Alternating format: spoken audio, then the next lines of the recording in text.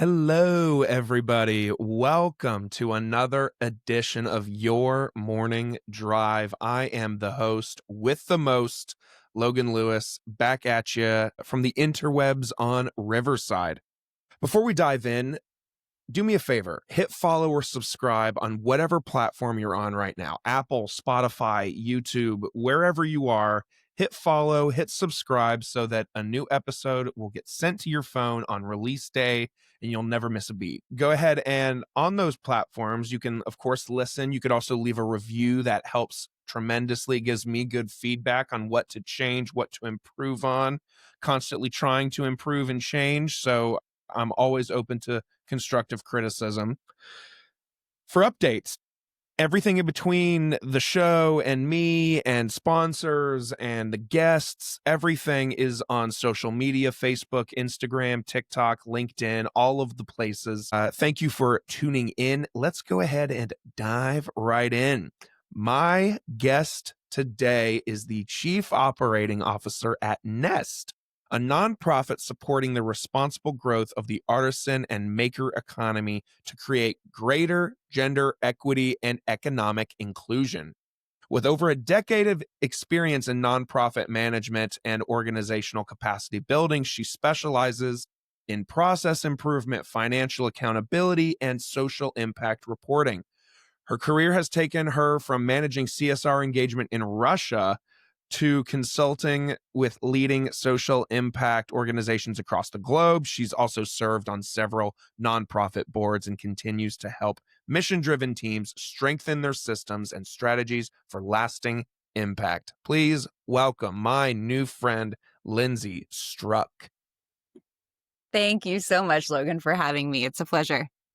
Absolutely. Thank you for being here. I know you're the chief operating officer of an organization. You are a busy woman, so I thank you for doing this with me. Your time is truly valuable, so I greatly appreciate it. Sure, let's dive in. Let's do it. So right off the rip, Nest, what is it? I know I just kind of gave a kind of overview there in the intro, but tell me and the people, what is Nest? How did Nest start? And kind of, what all there is to know about Nest. You did a great job summarizing it. We've been around as an organization for 20 years, and really where we started was in understanding the power of craft. And that is in all of its forms: quilting, weaving, woodworking, to really transform lives. So we started as an organization with a global focus. There probably is not a culture on earth that doesn't have some connection to craft. It's part of cultural heritage. It's part of the way women through the ages have come together and gathered and spent time together in community. It really touches every part of our world. And so yet there's often an informality of that as a sector. But, and this is one of the craziest things that I learned when I started working for Nest, is that craft as an economy, Logan, is the second largest employer of women globally after only agriculture. So if you think of the scale of what we're talking about here, more women in the world participate in this as an economy than any other except for agriculture. And so Nest as an organization, that's where we focus. We really focus on the intersection of supporting those businesses that are creating the products and the handmade works that we all buy, and the retailers that sell it. And so that's really our space in the sector. We're working on sort of the supply and demand, if you will, of what it means to purchase and create handcraft products. Wow, that's so admirable. Especially, I was just having a conversation this morning with somebody about all these technological advances we've had in the last couple of years with like virtual reality, and our phones are getting smaller and smaller and thinner. Sooner or later, they're going to just be a sheet of glass. We've got the AI stuff that's been popping off all of 2025. So we've got all these technological things. But one thing that me and him both came together on was, I think, and I hope that people will always want handcrafted goods and services and experiences. I made a joke about, iRobot, it might be sooner than we think, but I think that even if a day comes where there is integration of technology and human life, I still think there will be a pocket of people, a group of people, whatever, that still appreciate that homemade, people's touch experiences. Would you relate?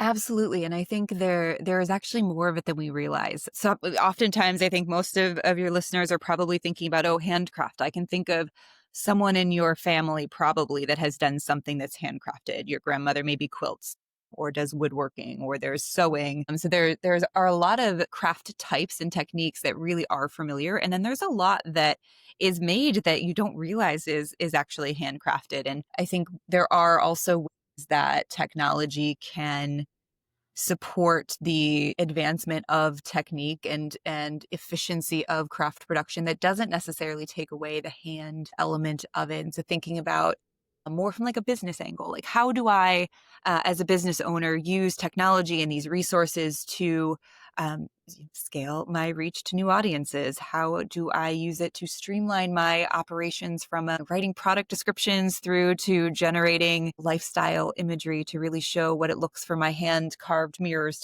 to show up in a beautiful showroom if that's outside of your budget? And so I think there are ways that technology can really intersect with the handcraft sector that supports the continued investment in the production, but also can help it reach new audiences and also communicate that sort of value to new audiences. It really, the value itself is something that we say um, a lot at Nest, which is that we as an organization support the visibility of the artisan workers who are doing the handcraft work and the artistry, the viability of their businesses. And that's sort of what I'm talking about here.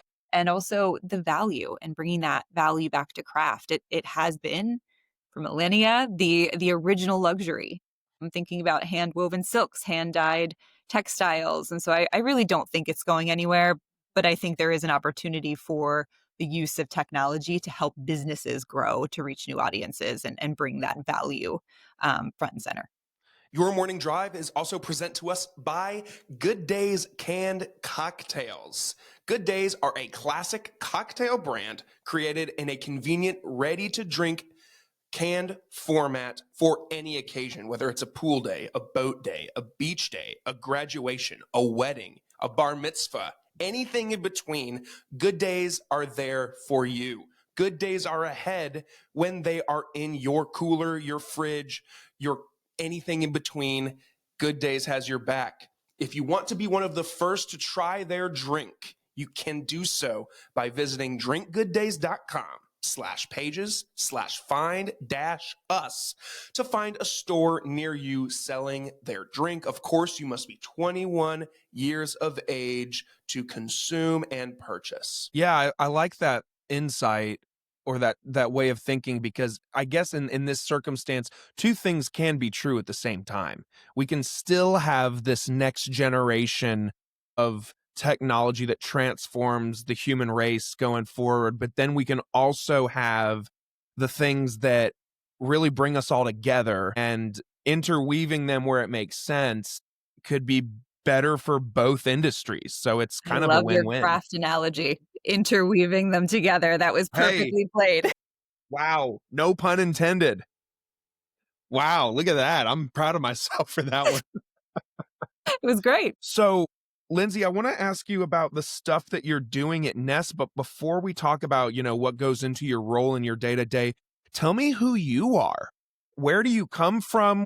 Give me kind of your origin story, if you will. Where you went to college? Did you think that when you were in school you would be pursuing this line of work of nonprofit stuff? Like, give me kind of your little backstory.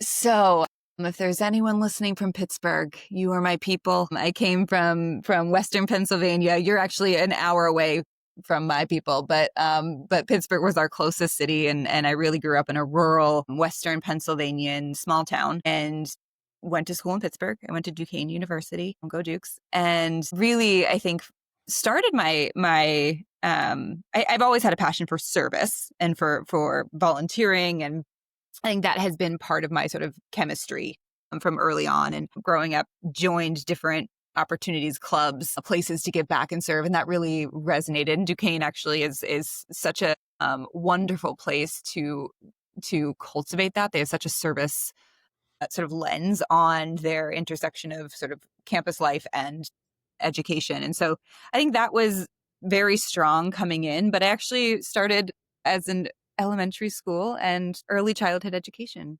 major and really do still have a passion for children and for the development of young kids. And I have three of my own and have now moved on from Pittsburgh.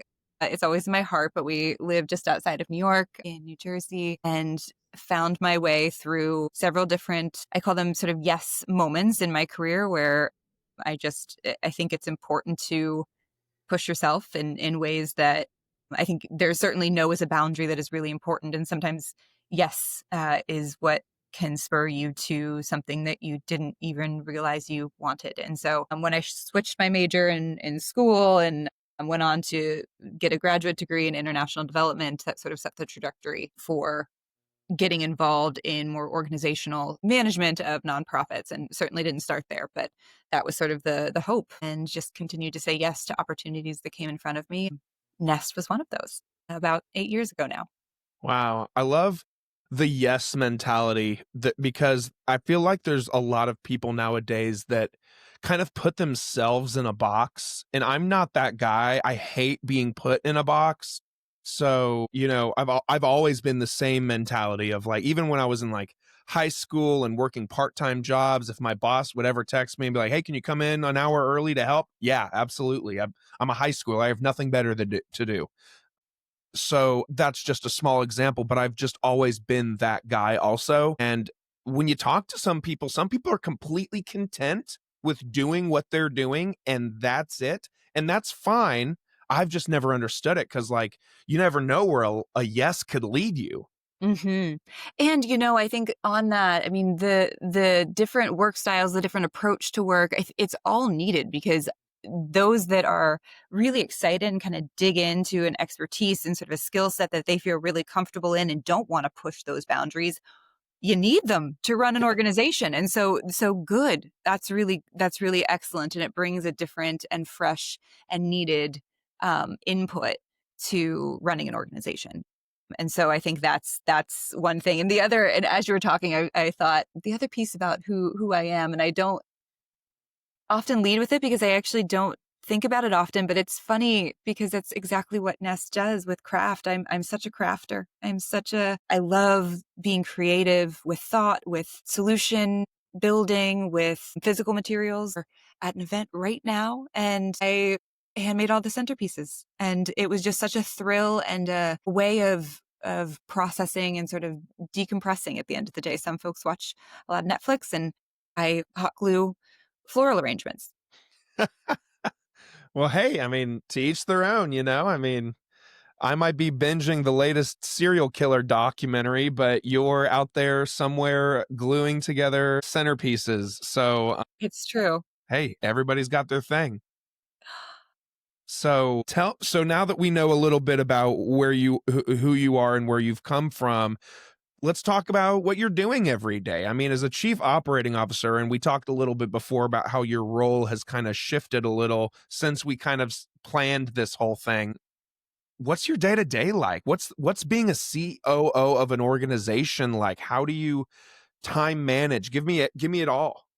Yeah, we had talked before we started about a recent shift. And so I was previously overseeing all of Nest's programming and have stepped into the COO role over the summer. And so really have been kept a foot in both worlds as I'm helping to continue to support an incredible programming team and also understand, how do we continue to improve the efficiency and the effectiveness of what we do on a daily basis. And so my day to day, it's always changing. We run a completely remote organization, which I think brings its own challenges to how we motivate and how we build connection between our staff members. And so that does take up a lot of my brain space on a weekly basis. How are we ensuring that we've got a lot of opportunity for higher productivity, more autonomy, better work-life integration for remote staff. But on the flip side of that, communication sometimes can be really challenging and rarely casual. It's really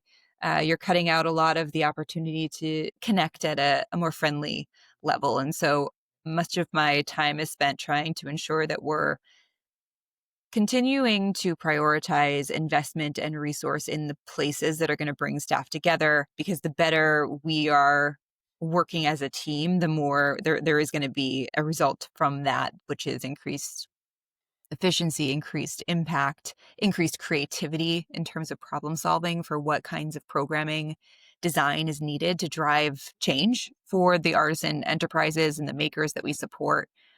And so it's certainly there's a lot of it focused on how do we motivate staff and how do we do that in a remote environment.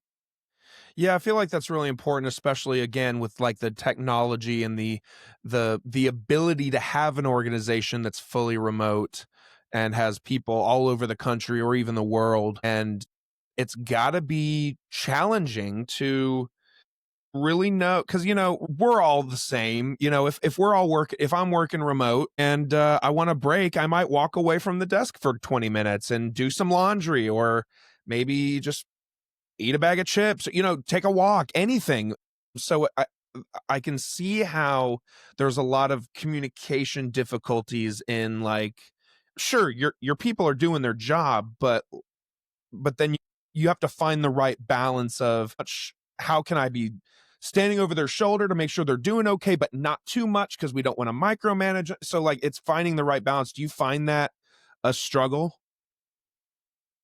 It is a struggle, and I think there are some seasons that are easier than others and some compositions of staff that are easier than others. And there is a joy in solving for that and trying to make it easier and figuring out, there's such skill and perspective that every single one of our staff members brings to the table, and figuring out how to create a puzzle or a mosaic out of that really speaks to a greater and known that everyone knows what the mission is and knows what the goal is, and everyone feels it and is driving towards it.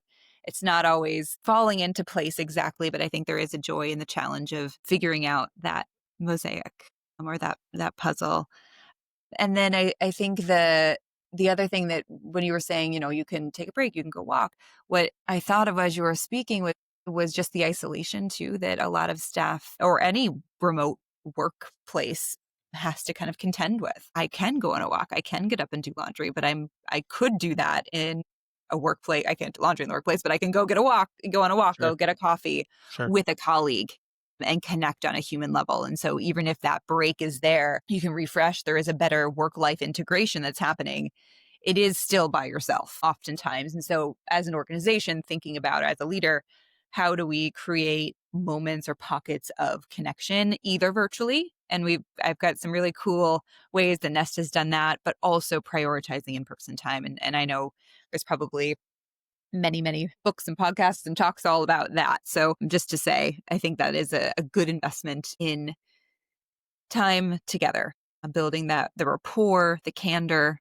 That's what makes people feel like they can trust one another and come to expect what the other will do. And that really is the foundation of trust between people. So it really is, it's critical. Yeah, and it's I think it's pretty evident personally, but maybe you already can feel this just from us talking for 20 minutes so far, that I'm a people person. I love being around people, but I also love being at home. So I'm like an introverted extrovert. So it's always been weird when working remote and being like, man, I need to get out of here and go talk to somebody, because it can be lonely. And some people, they don't have a family yet, and all they have in their life is work. So they feel like, well, this is the only thing I've got. So I'm going to pour 170% into this, and then they burn out. And then it's just a cycle that it's easy to fall into. So that's why I think it's important that, and I'm curious to hear about the ways that Nest has kind of integrated these, I would assume, like either like a virtual happy hour or like trivia or like whatever you guys have done. I'm curious to hear to kind of build up that morale and teamwork and feeling like you're not just names on a computer screen when a message comes through? For sure. We have an advantage in that we have a network of over 3,000 artisan and creative entrepreneurs. And so we lean into it heavily. One of the most exciting and often just really fun moments of connection is when we facilitate, we call them, I think they're just called Crafternoons.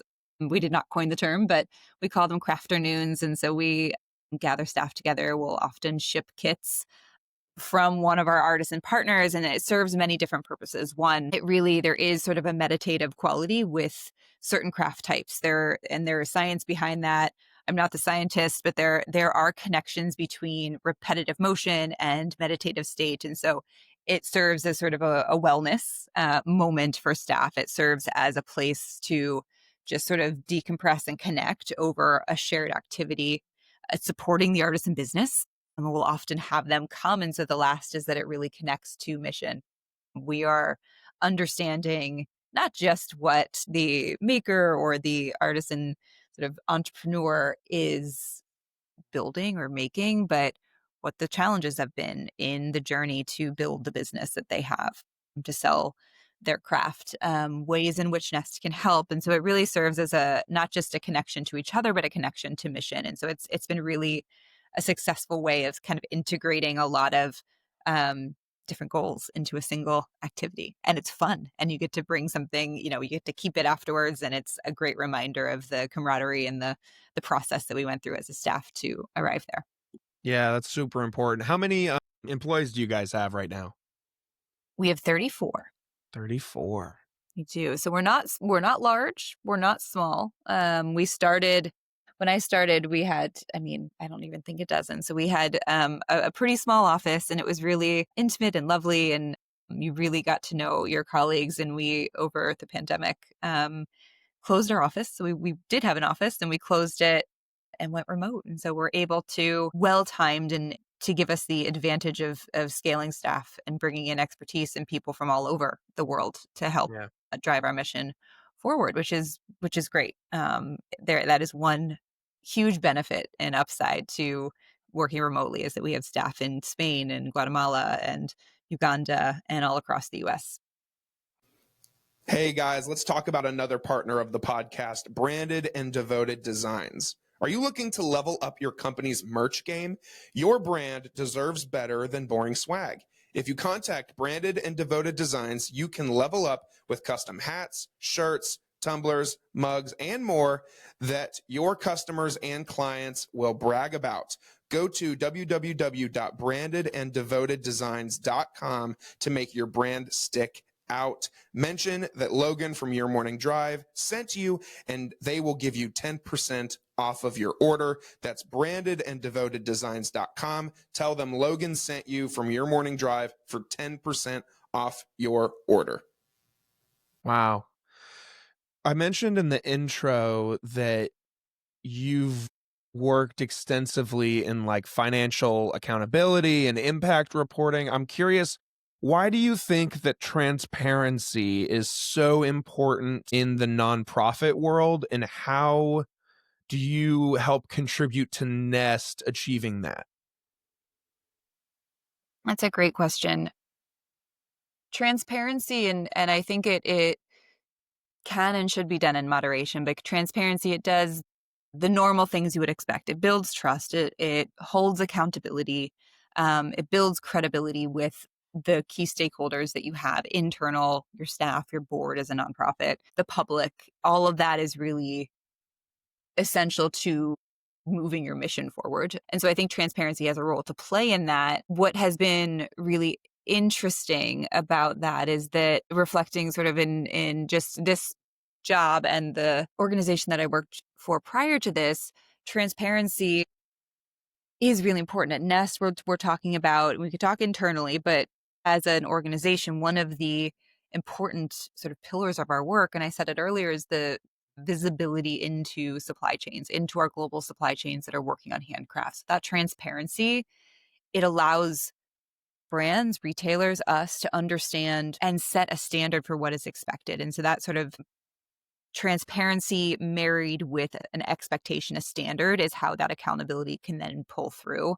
And so we know if we can see with transparency and who is in a supply chain, and we can agree on a set of standards for what minimum wage should be, not to mention living wage, and what safety measures should be in place for different techniques that are being used in a craft production process, then we can begin to, that transparency is needed in order to set the standards and hold the accountability.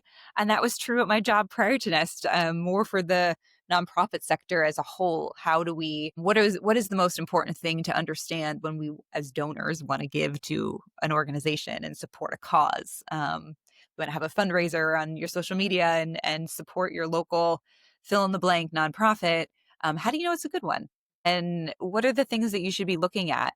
Transparency into accounting practices, into the use of funds, into board governance structures, all of that is great. And then with the sort of structure of, and here's what the expectation is, here's what the standard is, we can sort of bring accountability into that. So I really like the interplay of the two of those, accountability and transparency, and didn't mean to see sort of both of those in such dominant ways in both of the last two more defining roles that I've had. Very good. Very good.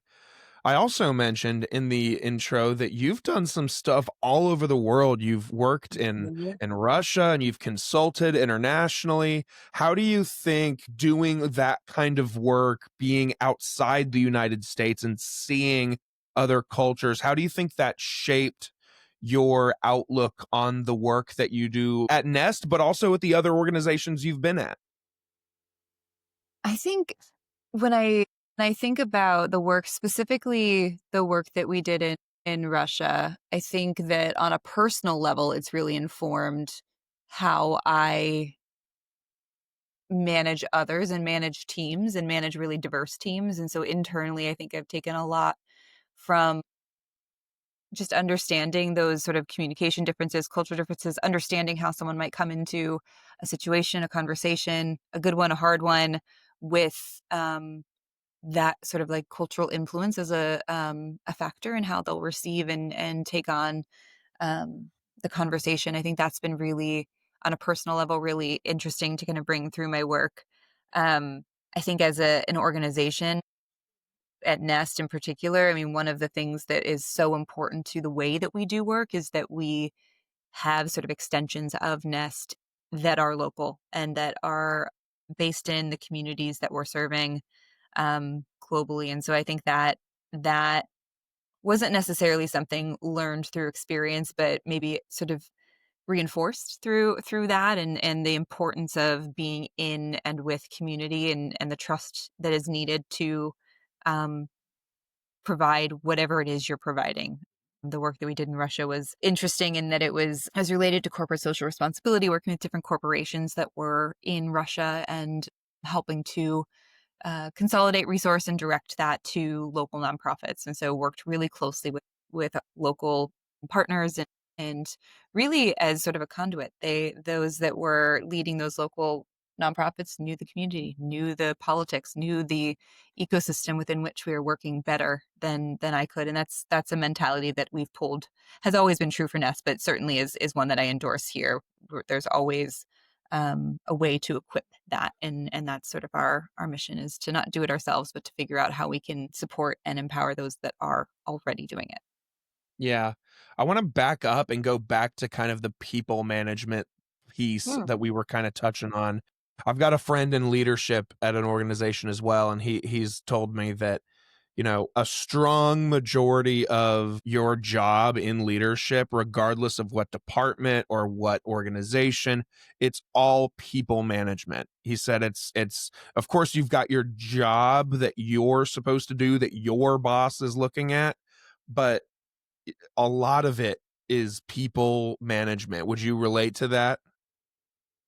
I would. And I think the journey to where I'm sitting right now, obviously, we all start with sort of our first job, and thinking about, you actually had mentioned something at the top, which was about just wanting to constantly change and improve yourself. And I think for me, what has changed in a position of leadership now and looking back is where that focus of change and improvement has been. It was before it was on myself. And so I think you're absolutely right. You start out, you're an individual contributor. You're focused on what you can do to change, to do your job better. And sort of as you continue to move, you're transitioning that leadership of self into leadership of others. And there are skills that are being built as an individual contributor if you want to continue on to be a people manager. I don't think that's fit for everyone, and it is challenging, and it is a big part of the job, and but there's also a lot of joy in it. But learning how to kind of lead for yourself, continually motivating yourself, figuring out how you can continue to evolve and change and improve, I think it has been something that has translated into people management that I find a lot of joy in.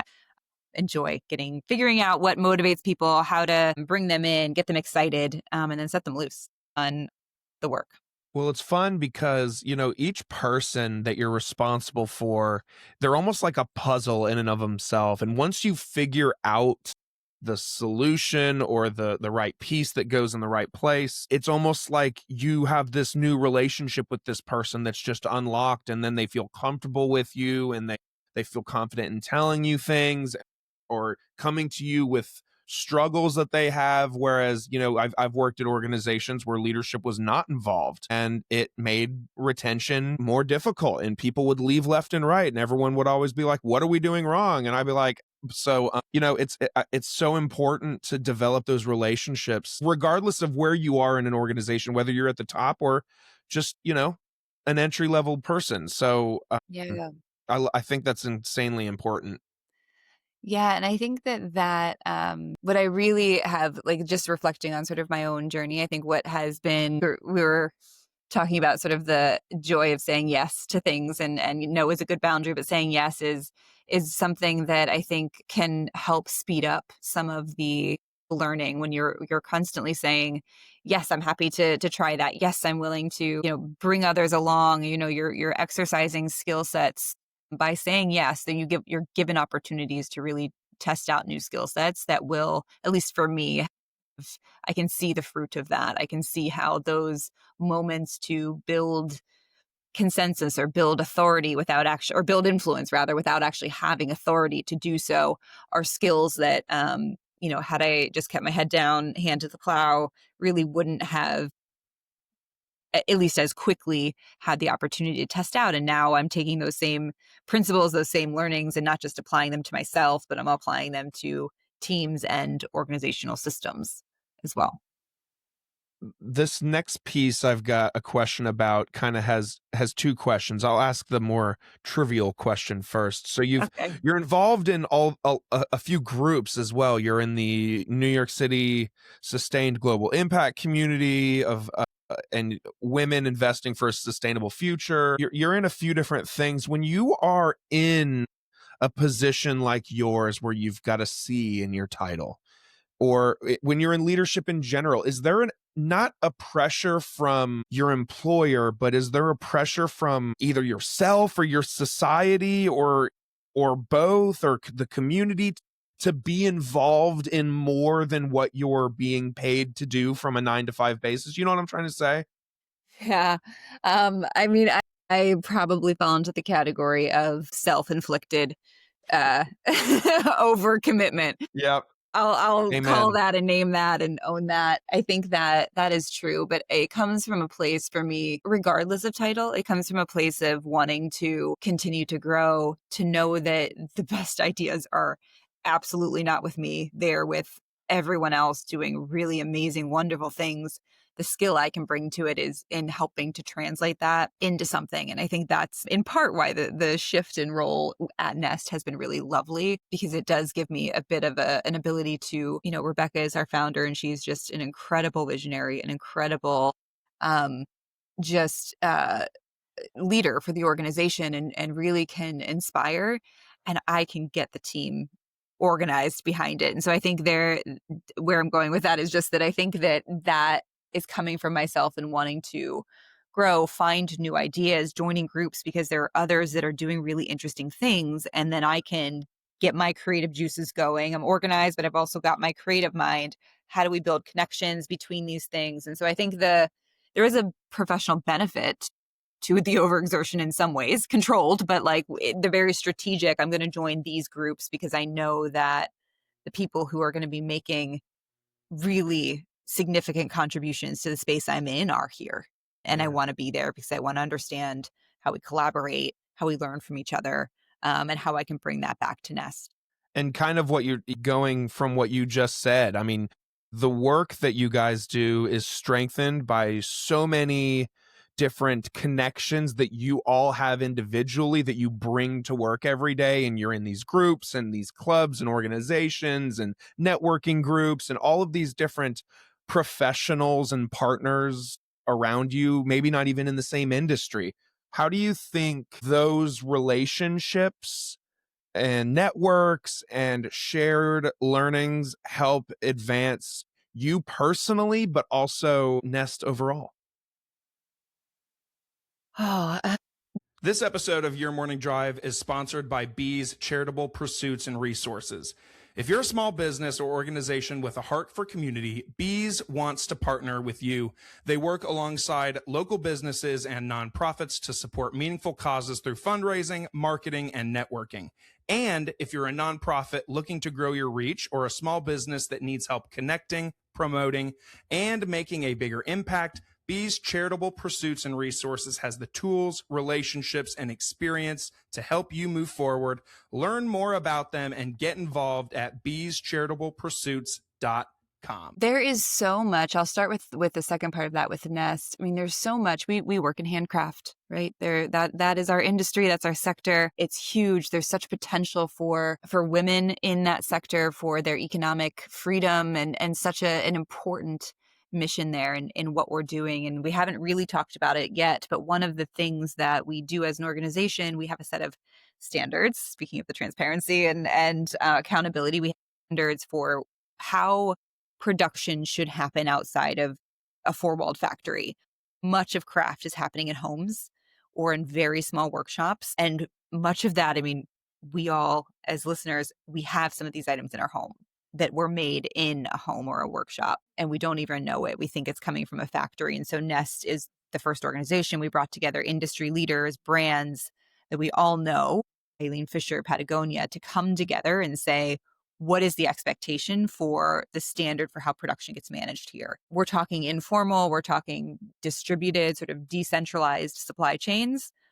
If you remove craft and you remove sort of the more defining characteristics, what we're talking about is actually pretty transferable to other industries. We're talking about an informal cash-based economy that has informal, decentralized workers in it contributing to the creation of something. And if you kind of like say it very plainly, all of a sudden, the people that you're talking to and networking with, they might be in, a company that works with plastics. And all of a sudden, wait, I can apply your model to waste collection in dumps all over the world, which are informal, deregulated, decentralized supply chains that are picking plastics out of dumps and sending them to companies to recycle. Fragrance industry, floral flowers and plant parts that get picked by hand in a very sort of cash-based, deregulated, unregulated, decentralized supply chain. And so anyway, what my point is that there is such applicability to what we do as an organization that it's almost, if you can try and figure out what that thing is that connects you to someone else, it doesn't really matter what industry they're in. There are ways that you can sort of begin to speak the other's language or build connection points that maybe are the seed of a really cool new collaboration or idea. And we've seen that come to fruition at Nest. Awesome. And then for someone who's trying to dig in and get in on either Nest or just kind of they want to, they're aspiring to be in that nonprofit world where what they're doing every day is making a difference somewhere else. How would you recommend people jump into that space? When I first started trying to find a job that I felt really excited about and really good about, I just started talking to everyone who would talk to me. And that person, the last question is always, do you have anyone else I can talk to? And without fail, everyone said, yes, I do. You should talk to so-and-so in this industry. And they have a really interesting perspective and what that sort of networked approach to for you. One, it gives you new ideas. And I think for me, it was thinking about the space I wanted to be in from multiple perspectives. And I didn't have to be on the job to know that. I was networking to know that. I was having conversations with prospective mentors and folks who were already doing the work that someone had gone before them and done the same thing. And so they were passing it forward to me. And so I think talk to as many people as you can in the space that you want, and have no expectation about what that could lead to. Just go in and learn, understand different perspectives, makes you a more engaging and interesting interviewee when you eventually do, or maybe it opens a door. And that's actually how I ended up at Nest. I asked Rebecca if she wanted to get coffee. And here I am 8 years later. Wow. So you never know. But I would say, yeah, don't turn down a coffee. Go out and be proactive in pursuing the conversations with folks that are doing what you want to do. People are more generous than you think. That's all of that rings so true to me. It's people are more generous than you think. I love that thought because it's so true. I mean, it kind of goes back to the whole being a yes person thing. It's like saying no to even something as simple as, going to, I don't know, this is silly, but going to your friend's adult softball league game. Like, how do you know that you're not watching from the bleachers with so and so's wife who's involved in X? And it's like you get to talking and you say, "Oh, I'm super passionate about this industry," and she's like, "Well, I actually know somebody you should talk to." You never know. So unless it's something horrible that I really, really don't want to do, I usually am just like, "Yeah, let's do it. I don't care." It might not be anything that I know how to do, or it's not in my world at all, but screw it. You never know what'll happen. So true. And you might find your next job and hang out there for the next decade. So yeah, I completely endorse that. Yeah, I love it. So, Lindsey, there comes a point in every conversation that I have with my guests that I ask them a collection of questions. They can either be rapid fire if we want them to be, or we can kind of discuss as needed. But I don't prepare them for these questions. These are questions that were not on the docket, but they are very simple first date questions just because, we get to know Nest and what you guys do and what you do at Nest. But now I want to know more about Lindsey Struck. I want to know who you are. You ready? I'm ready. What is your favorite movie?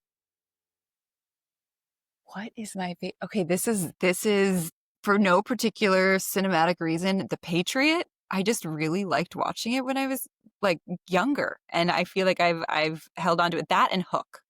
Those are my. Can I have Hook. two Wow. answers? So they're a little bit different. Very different, but both great movies. So I endorse those choices. I love it. It seems like every episode someone tells me a different movie, and someone has not said Hook yet. So that is you win that one. I'll send you a trophy You in got the a mail. list going on here. Yeah. Yeah, right? You kind of alluded to it earlier, but we never actually said it. But what was your first ever job? Besides like babysitting or dog walking or stuff like that, the first time you were a W-2 employee. I was a lifeguard at my community pool, Look at as that. was my mother before me. It was a bit Wow. A of a generational pass down. Yes, pass down exactly. of the whistle. Yeah, I was a lifeguard. I was so proud the moment I got that call. Um, it was I don't you put in so much work for that in particular because you have to get certified and the training and all of that. And so I remember just getting the call where I was so proud. That was it. Another one, Lindsey, on a day that you're not working in any capacity, and I know you have 3 children, but when you're trying to take care of yourself, when you're trying to do some self-care, what do you do? Um, it would be amazing if Leanne Hainsby Aldridge is one of your listeners, but I do Peloton. So Oh, Leanne is my instructor of choice. So I do try and take care of my body in that way and my energy in that way. I do love spending time with my kids. I am always up for getting out of the house. I mean, we're remote, so I work from home a lot. I'm always up for getting out of the house, doing something fun. But we do also have a very old home. The estimated build date is 1760. So it what? predates. our country, The and it takes a lot of estimated work. build The day? estimated, yeah, it's not, there's not an official record. There's a I couple don't dates even floating out. know. And so I say that because I think to kind of like disconnect and kind of refresh my own mind, something that is really hard to do at work for maybe many people can relate to this, but there's often not an end to what we do. It's you've got your inbox and it fills back up, and then you get it down and it fills back up, and there's just this like hamster wheel of work that like we don't oftentimes get to see the beautiful beginning, middle, end of something, or it takes a really long time, or we're working in more systemic issues that you really can't see that contribution. And so at home, what is really nice and where I feel like I get a mental refresh is when I can accomplish something that I can see the progress on. I can see and feel like, wow, I really did that. And I can see it from beginning to end. And so, uh, for the good and bad of having a really, really old home, there have been a lot of really fun, neat projects that we've done that have been an outlet for creativity for me. But also just this like, okay, great, I did it. I did the thing. We said we wanted to set out and clear the side yard of a bunch of debris. Great. It's such a mundane, silly task, but it does bring mental sort of refresh for me because I get to like have the satisfaction mentally of accomplishing something that is very black and white. Hey guys, I want to talk to you a little bit about the company that makes your morning drive happen every week. Are you looking to elevate your business and your brand? Hammerhead Creations is here to help. They offer top tier marketing services, including social media management, website design, and Google page optimization, ensuring your business reaches the right audience. Whether it's a side hustle or your full-time grind, their expert team, me, is ready to help you grow. Plus, if you're into podcasting like me, Hammerhead Creations offers full support for both in-house shows and external podcast creation. From concept to production, we will help you bring your ideas to life. Visit www.hammerheadcreations.com and discover how we can take your business or your podcast or both to the next level. Hammerhead Creations, swim with the big sharks. Sure. Lindsey, what is a piece of advice or a quote that you think about often that you try to do your best to live by? Oh, this builds off of your last question. A really excellent facilitator I've now worked with him twice that we know says, what you need most, you give best. What you need most, you give best. And I think that I like to think of that often because as a mother, as a manager in an organization, I'm often giving to others. And so in ways that I show up, it's a helpful sort of mantra for me because it forces me to think about how I'm doing that for others and what that might mean about the way in which I need refreshment and I need care and I need that sort of given back to me. And sometimes that's within my own control. And sometimes that's a conversation with my friends and others around me to say, hey, I give a lot in this way. And it's because I really value integrity and the commitment to follow through on what you said. I really value whatever the value is. Can you take a turn at organizing the girls' dinner? I'm always doing it. And so just kind of figuring out how that sentence or that mantra applies to different scenarios has been really helpful for me and just kind of wanting to and kind of just pausing and reflecting on what I need to feel refreshed and ready to then continue to show up at work and show up at home. Love that. Couple more, Lindsey. What is your biggest fear? Oh, my biggest fear. It's probably evolved over time. My kids are pretty young. And so I think my current fear is sort of projected onto them and just wanting to make sure they're healthy and happy and growing and safe. Of course. And anything that could make those things untrue is a fear. Yeah, nothing more valid than that. And then, Lindsey, lastly, what is your main motivator? What pushes you to get out of bed in the morning? What is your morning drive? I love that question. I really am a cheerleader at heart. Like, I really do love helping other people feel good about what they're contributing, if they're eager to learn how to do something better, different, more to reach their own potential. I find that support really fulfilling. And you can, it's with your kids, it's with your people, people that you work with, your colleagues, your team that you manage. It really motivates me to get up and to know that what I'm going to do this day is going to be to give my attention and my care and my investment of time and energy into other people. I'm a very extroverted, community oriented gal. And so that gets me up. I love it. I love it. Lindsey, go ahead and do me a favor and go ahead and advertise. Plug Nest, plug yourself, and tell the people how to get involved, how to donate, how to help, what they need to do to get involved to help you guys do what you're trying to do every day. Go ahead and advertise away. I will. I love that opportunity. So you can find us at buildanest.org. That's BUILDANEST.org. Where we are always looking for new folks to join the team. We're also always looking for new makers and creatives. If anyone listening has their own business and you need mentorship, capital access, resources, learning opportunities, come find us. We have a network of over 3,000 entrepreneurs, community. If you're just looking for others to kind of really talk through the highs and lows of this with, come find us at buildanest.org or at buildanest on social. That community, we have one for you and are excited to welcome you to it. And then for those who are listening that are industry professionals that have skill sets that want to contribute and give back and volunteer, we've got a network for you too.